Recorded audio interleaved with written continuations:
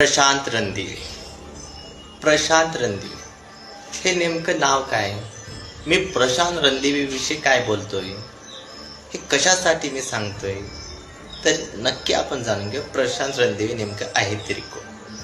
प्रशांत रणदिवे हा मातंग समाजातील एक तरुण, मातंग समाजातील युवकांमधला हा शिक्षण क्षेत्रातील एक नामांकित व्यक्ती झाला. प्रशांत रणदिवेविषयी बोलायचं म्हटलं तर हे सर्व मातंग समाजातील म्हणण्यापेक्षा बहुजन समाजातील सर्वच युवकांसाठी खूपच प्रेरणादायी आहे. तर झालंय असं की प्रशांत रणदिवे यांनी UK सरकारच्या मार्फत मिळवलेली चेवनिंग ही स्कॉलरशिप मिळवलेली आहे.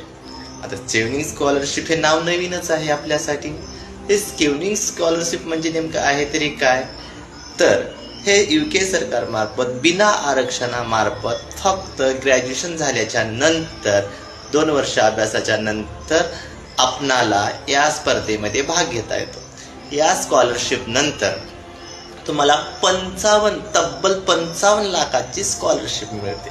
55 लाख स्कॉलरशिपमध्ये तुम्हाला लंडनमधल्या कोलंबिया येथे, लक्ष देऊन ऐका, लंडन येथील कोलंबिया युनिव्हर्सिटीमध्ये तुम्हाला 1 वर्ष शिक्षणाची सोय, इथून जाताना तुम्हाला विमान प्रवास, येण्याचा खर्च, राहण्याचा खर्च, तेथील सर्व शैक्षणिक खर्च हे चेवनिंग स्कॉलरशिप करते. मग युवकांनो आणि आमच्या समाजातील किंवा बहुजनात समाजातील शिकणाऱ्या युवकांसाठी अत्यंत प्रेरणादायी गोष्ट आहे.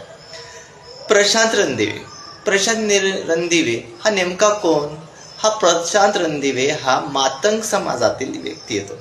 मातंग समाजाचं शैक्षणिक प्रमाण तसं बघायला गेलं तर थोडं बहुत कमी आहे, पण याच रणदिवे याने साबित करून दाखवलं आणि हे ठामपणे ठसा उमटून दाखवलं की मातंग समाजातील तरुण ही UK सारख्या बिना आरक्षित स्पर्धेमध्ये नंबर मिळवून स्कॉलरशिप मिळवू शकतो. तर तरुणांनो, आता आपणासाठी प्रश्न निर्माण झालेला आहे की रणदिवे नेमका गेला तरी कसं काय पुढे? तर रणदिवेचं झालं असं, प्रशांत रणदिवे सरांचं झालंच असं की त्यांच्यावर डॉक्टर बाबासाहेब आंबेडकर, फुले शाहू महाराजांच्या विचारांचा प्रबळ प्रभाव होता. त्यांनी हे लक्षात घेतलं होतं की मातंग समाजातला तरुण ही नक्की काहीतरी करू शकतो.